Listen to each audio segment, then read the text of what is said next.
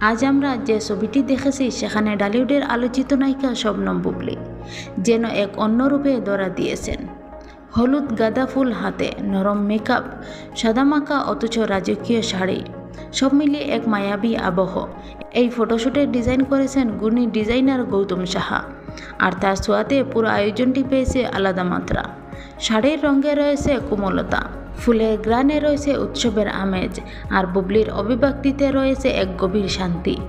ছবিতে তার পেট কিছুটা স্পষ্ট, যা অনেকের মনে প্রশ্ন জাগতে পারে। কেউ বলেছেন 6 মাসের গর্ভাবস্থায় আবাস কি এখানে ফুটে উঠেছে, আবার কেউ বলেছেন এটাই কি তবে আমেরিকার উড়াল দেওয়ার আগে তার শেষ ফটোশ্যুট।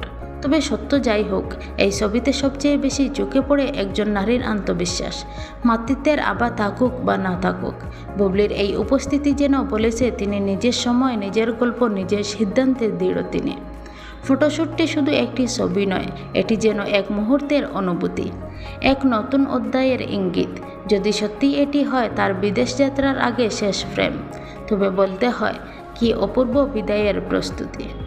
সবশেষে বলবো, গুঞ্জবের চেয়ে সৌন্দর্য বড়, সন্দেহের চেয়ে শিল্পী বড়। আর এই ছবিতে শিল্পী আর সৌন্দর্যের মিল ঘটেছে দারুণভাবে।